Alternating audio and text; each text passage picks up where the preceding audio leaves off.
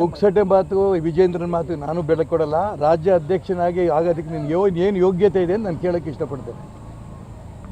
40 ವರ್ಷ ನಾನು ಈ ಪಕ್ಷಕ್ಕೋಸ್ಕರ ಶ್ರಮ ಹಾಕಿದ್ದೇನೆ. ನಿಮ್ಮಪ್ಪ ಶ್ರಮ ಹಾಕಿದ್ರು ಅಂತ ಆ ಶ್ರಮದಿಂದ ನೀನು ರಾಜ್ಯ ಅಧ್ಯಕ್ಷ ಆಗಿದೆಯಾ? ನಿನಗೆ ಈ ರೀತಿ ಮಾತಾಡೋಕ್ಕೆ ನಿನ್ನ ಯೋಗ್ಯತೆಯೇ ಇಲ್ಲ. ಶಿವಮೊಗ್ಗ ನಗರಕ್ಕೆ ಜಿಲ್ಲೆಗೆ ನಾನು ಏನು ಮಾಡಿರುತ್ತೆ ಜಿಲ್ಲೆ ಜನಕ್ಕೆ ಗೊತ್ತು, ನಗರ ಜನಕ್ಕೆ ಗೊತ್ತು. ಶಿವಮೊಗ್ಗ ನಗರ ಜನನೂ ನಿಂಗೆ ಗೊತ್ತಿಲ್ಲ. ಶಿಕಾರಿಪುರದಲ್ಲಿ 60,000 ಇದ್ದಿದ್ದು 10,000ಕ್ಕೆ ಬಂದು ಇಳಿದಿದ್ದೀನಿ ನೀನು ಓಟ್ ಲೀಡು. ಮುಂದಿನ ಚುನಾವಣೆಯಲ್ಲಿ ಗೊತ್ತಾಗುತ್ತೆ ಏನು ಅಂತ. ತಿಣಕಿ 10,000 ಎಷ್ಟು ಕೋಟಿ ಖರ್ಚು ಮಾಡಿಯೋ ನನಗೆ ಗೊತ್ತಿಲ್ಲ. ಹಾಗಾಗಿ ಹಗುರವಾಗಿ ಮಾತಾಡಿದ್ರೆ ಬೇರೆ ಭಾಷೆಯಲ್ಲಿ ಮತ್ತೆ ಉತ್ತರ ಕೊಡಬೇಕಾಗುತ್ತೇನೆ ಅಂತ ಎಚ್ಚರಿಕೆ ಕೊಡೋಕ್ಕೆ ಇಷ್ಟಪಡ್ತೇನೆ. ಇನ್ನು ಬಚ್ಚ ನೀನು, ಆಯಿತಾ? ನಿಮ್ಮ ಅಪ್ಪನ ಶ್ರಮದಿಂದ ನೀನು ಇವತ್ತು ರಾಜ್ಯ ಅಧ್ಯಕ್ಷ ಆಗಿದೆಯಾ? ಇದು ನೆನಪಿಟ್ಕೊಂಡು 40 ವರ್ಷ ನಾನು ತಪಸ್ಸು ಮಾಡಿದ್ದೀನಿ ಈ ಪಕ್ಷಕ್ಕೋಸ್ಕರ. ನನಗೆ ಟೀಕೆ ಮಾಡೋಷ್ಟು ಯೋಗ್ಯತೆ ನಿನಗಿಲ್ಲ. ರಾಜ್ಯ ಅಧ್ಯಕ್ಷ ಆಗಿ ಅಲ್ವಾಗ 6 ತಿಂಗಳು ಒತ್ತಡ ಕೊಟ್ಟು ಮೇಲ್ನವರು ಒತ್ತಡ ಕೊಟ್ಟು ರಾಜ್ಯಾಧ್ಯಕ್ಷರಾಗ್ಬಿಟ್ರೆ ನೀನು ಬಾಯಿ ಬಂದಾಗ ಮಾತಾಡೋಕ್ಕೆ ಅವಕಾಶ ಕೊಟ್ಟಿದ್ದೀನಿ ಅಂತ ಅಂದ್ಕೊಂಡಿದ್ಯಾ? ಹುಷಾರನ್ನಂತ ಮಾತಿಸ್ ಅಂತ ಹೇಳೋಕ್ಕೆ ಇಷ್ಟಪಡ್ತೇನೆ. ಹಾಂ, ಶಿಸ್ತು ಕ್ರಮ ಅವಂತ ಇಂಡಿಪೆಂಡೆಂಟನ್ನು ಎತ್ಕೊಂಡು ಬಂದರೆ ಶಿಸ್ತು ಕ್ರಮ ತೊಗೊಳೋದು ಏನು ಬಂತು?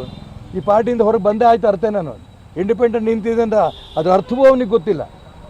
ರಾಜ್ಯ ಅಧ್ಯಕ್ಷನಿಗೆ, BJP ರಾಜ್ಯಾಧ್ಯಕ್ಷನಿಗೆ ನಾನು BJP ಬಿಟ್ಟು ಪಕ್ಷೇತರ ನಿಂತಿದ್ದ ಅರ್ಥವೇ ಇನ್ನು ಶಿಸ್ತು ಕ್ರಮ ಕೊಡು. ಪಕ್ಷೇತರ ನಾನು BJPಲಿ ಇಲ್ಲ, ಏನು ಕ್ರಮ ತಗೋತೀಯ ತಗೋ. ಇಂಥ ಗೊಡ್ಡು ಬೆದರಿಕೆ ಹೆದರೋಣಲ್ಲ ನಾನು.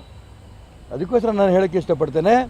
ಇವತ್ತು ನನ್ನ ಉದ್ದೇಶ ಏನಿದೆ, ನರೇಂದ್ರ ಮೋದಿಯವ್ರ ಉದ್ದೇಶ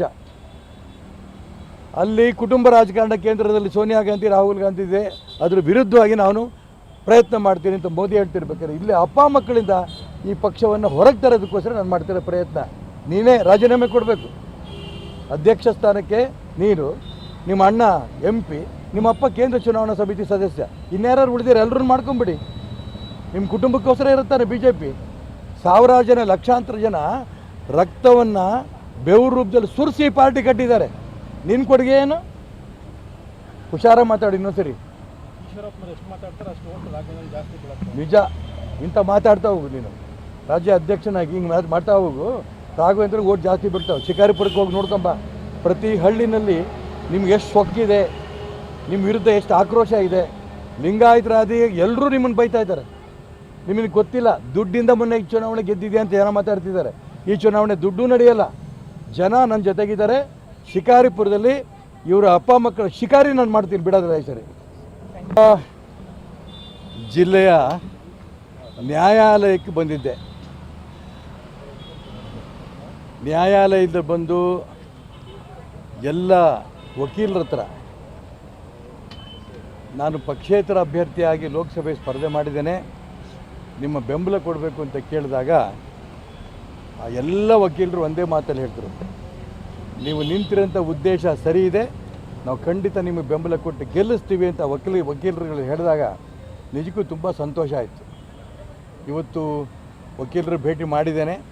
ಇವತ್ತು ನೂರಾರು ಜನ ವಕೀಲರು ಅವರು ಸಹಕಾರ ಕೊಡ್ತೀವಿ, ನಮ್ಮ ಊರಲ್ಲಿ ನಾವು ತಿಳಿಸ್ತೀವಿ, ನಿಮ್ಮ ಕೆಲಸ ಪ್ರಯತ್ನ ಮಾಡ್ತೀವಿ ಅಂತ ಅವ್ರು ಹೇಳಿದ್ದು ತುಂಬ ಸಂತೋಷ ಆಗಿದೆ ಅನ್ನೋ ಮಾತನ್ನು ಈ ಸಂದರ್ಭ ಹೇಳ್ತೇನೆ.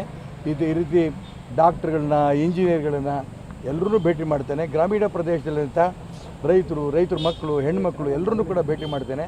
ಒಟ್ಟಾರೆ ಇಡೀ ಜಿಲ್ಲೆಯ, ಇಡೀ ಲೋಕಸಭಾ ಕ್ಷೇತ್ರದ ಎಲ್ಲ ಕಡೆಯೂ ಕೂಡ ನನ್ನ ಜೊತೆಗೆ ನಾರಿ ಶಕ್ತಿ, ಯುವ ಶಕ್ತಿ, ರೈತ ಶಕ್ತಿ ಎಲ್ಲರೂ ನನ್ನ ಜೊತೆಗಿರೋದು.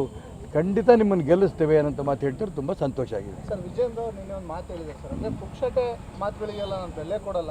ಈಶ್ವರಪ್ಪನವ್ರು ಏನು ಮಾಡಿದ್ದಾರೆ ಅಂತ ಪುಕ್ಸಟೆ ಮಾತು ವಿಜೇಂದ್ರನ ಮಾತು ನಾನು ಬೆಲೆ ಕೊಡಲ್ಲ. ರಾಜ್ಯ ಅಧ್ಯಕ್ಷನಾಗಿ ಆಗೋದಕ್ಕೆ ನಿನಗೆ ಏನು ಯೋಗ್ಯತೆ ಇದೆ ಅಂತ ನಾನು ಕೇಳೋಕ್ಕೆ ಇಷ್ಟಪಡ್ತೇನೆ. 40 ವರ್ಷ ನಾನು ಈ ಪಕ್ಷಕ್ಕೋಸ್ಕರ ಶ್ರಮ ಹಾಕಿದ್ದೇನೆ. ನಿಮ್ಮಪ್ಪ ಶ್ರಮ ಹಾಕಿದ್ರು ಅಂತ ಆ ಶ್ರಮದಿಂದ ನೀನು ರಾಜ್ಯ ಅಧ್ಯಕ್ಷ ಆಗಿದೆಯಾ? ನಿನಗೆ ಈ ರೀತಿ ಮಾತಾಡೋಕ್ಕೆ ನಿನ್ನ ಯೋಗ್ಯತೆಯೇ ಇಲ್ಲ. ಶಿವಮೊಗ್ಗ ನಗರಕ್ಕೆ, ಜಿಲ್ಲೆಗೆ ನಾನು ಏನು ಮಾಡಿರುತ್ತೆ ಜಿಲ್ಲೆ ಜನಕ್ಕೆ ಗೊತ್ತು, ನಗರ ಜನಕ್ಕೆ ಗೊತ್ತು. ಶಿವಮೊಗ್ಗ ನಗರ ಜನನೂ ನಿಂಗೆ ಗೊತ್ತಿಲ್ಲ. ಶಿಕಾರಿಪುರದಲ್ಲಿ 60,000 ಇದ್ದಿದ್ದು 10,000ಕ್ಕೆ ಬಂದು ಇಳಿದಿದ್ದೀನಿ ನೀನು ಓಟ್ ಲೀಡು. ಮುಂದಿನ ಚುನಾವಣೆಯಲ್ಲಿ ಗೊತ್ತಾಗುತ್ತೆ ಏನು ಅಂತ. ತಿಣಕಿ 10,000 ಎಷ್ಟು ಕೋಟಿ ಖರ್ಚು ಮಾಡಿಯೋ ನನಗೆ ಗೊತ್ತಿಲ್ಲ.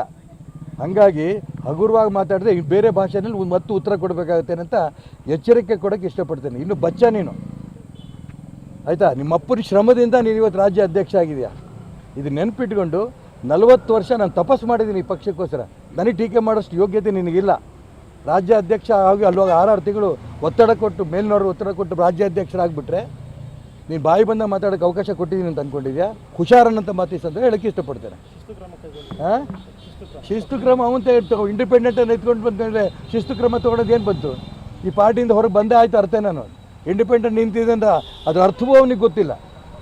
ರಾಜ್ಯ ಅಧ್ಯಕ್ಷನಿಗೆ, ಬಿ ಜೆ ಪಿ ರಾಜ್ಯಾಧ್ಯಕ್ಷನಿಗೆ ನಾನು ಬಿ ಜೆ ಪಿ ಬಿಟ್ಟು ಪಕ್ಷೇತರ ನಿಂತಿದ್ದ ಅರ್ಥವೇ ಇನ್ನು ಶಿಸ್ತು ಕ್ರಮ ಕೊಡು. ಪಕ್ಷೇತರ ನಾನು ಬಿ ಜೆ ಪಿಲಿ ಇಲ್ಲ, ಏನು ಕ್ರಮ ತಗೋತೀಯ ತಗೋ. ಇಂಥ ಗೊಡ್ಡು ಬೆದರಿಕೆ ಹೆದರೋಣಲ್ಲ ನಾನು. ಅದಕ್ಕೋಸ್ಕರ ನಾನು ಹೇಳೋಕ್ಕೆ ಇಷ್ಟಪಡ್ತೇನೆ, ಇವತ್ತು ನನ್ನ ಉದ್ದೇಶ ಏನಿದೆ, ನರೇಂದ್ರ ಮೋದಿಯವ್ರ ಉದ್ದೇಶ ಅಲ್ಲಿ ಕುಟುಂಬ ರಾಜಕಾರಣ ಕೇಂದ್ರದಲ್ಲಿ ಸೋನಿಯಾ ಗಾಂಧಿ, ರಾಹುಲ್ ಗಾಂಧಿ ಇದೆ, ಅದ್ರ ವಿರುದ್ಧವಾಗಿ ನಾನು ಪ್ರಯತ್ನ ಮಾಡ್ತೀನಿ ಅಂತ ಮೋದಿ ಹೇಳ್ತಿರ್ಬೇಕಾದ್ರೆ ಇಲ್ಲಿ ಅಪ್ಪ ಮಕ್ಕಳಿಂದ ಈ ಪಕ್ಷವನ್ನು ಹೊರಗೆ ತರೋದಕ್ಕೋಸ್ಕರ ನಾನು ಮಾಡ್ತಿರೋ ಪ್ರಯತ್ನ. ನೀನೇ ರಾಜೀನಾಮೆ ಕೊಡಬೇಕು ಅಧ್ಯಕ್ಷ ಸ್ಥಾನಕ್ಕೆ. ನೀನು, ನಿಮ್ಮ ಅಣ್ಣ MP, ನಿಮ್ಮ ಅಪ್ಪ ಕೇಂದ್ರ ಚುನಾವಣಾ ಸಮಿತಿ ಸದಸ್ಯ, ಇನ್ಯಾರು ಉಳಿದಿರೋ ಎಲ್ಲರೂ ಮಾಡ್ಕೊಂಬಿಡಿ. ನಿಮ್ಮ ಕುಟುಂಬಕ್ಕೋಸ್ಕರ ಇರುತ್ತಾನೆ BJP. ಸಾವಿರಾರು ಜನ, ಲಕ್ಷಾಂತರ ಜನ ರಕ್ತವನ್ನು ಬೆವರು ರೂಪದಲ್ಲಿ ಸುರಿಸಿ ಪಾರ್ಟಿ ಕಟ್ಟಿದ್ದಾರೆ. ನಿನ್ನ ಕೊಡುಗೆ ಏನು? ಹುಷಾರ ಮಾತಾಡಿ ಇನ್ನೊಂದ್ಸರಿ. ನಿಜ, ಇಂಥ ಮಾತಾಡ್ತಾ ಹೋಗು ನೀನು. ರಾಜ್ಯ ಅಧ್ಯಕ್ಷನಾಗಿ ಹಿಂಗೆ ಮಾಡ್ತಾ ಹೋಗು, ರಾಘವೇಂದ್ರ ಓಟ್ ಜಾಸ್ತಿ ಬಿಡ್ತಾವೆ. ಶಿಕಾರಿಪುರಕ್ಕೆ ಹೋಗಿ ನೋಡ್ಕೊಂಬ. ಪ್ರತಿ ಹಳ್ಳಿನಲ್ಲಿ ನಿಮ್ಗೆ ಎಷ್ಟು ಸೊಕ್ಕಿದೆ, ನಿಮ್ಮ ವಿರುದ್ಧ ಎಷ್ಟು ಆಕ್ರೋಶ ಇದೆ. ಲಿಂಗಾಯತರಾದಿ ಎಲ್ಲರೂ ನಿಮ್ಮನ್ನು ಬೈತಾ ಇದ್ದಾರೆ. ನಿಮಗೆ ಗೊತ್ತಿಲ್ಲ, ದುಡ್ಡಿಂದ ಮೊನ್ನೆ ಈ ಚುನಾವಣೆ ಗೆದ್ದಿದೆ ಅಂತ ಜನ ಮಾತಾಡ್ತಿದ್ದಾರೆ. ಈ ಚುನಾವಣೆ ದುಡ್ಡು ನಡೆಯಲ್ಲ. ಜನ ನನ್ನ ಜೊತೆಗಿದ್ದಾರೆ. ಶಿಕಾರಿಪುರದಲ್ಲಿ ಇವರ ಅಪ್ಪ ಮಕ್ಕಳ ಶಿಕಾರಿ ನಾನು ಮಾಡ್ತೀನಿ, ಬಿಡೋದಿಲ್ಲ ಈ ಸರಿ.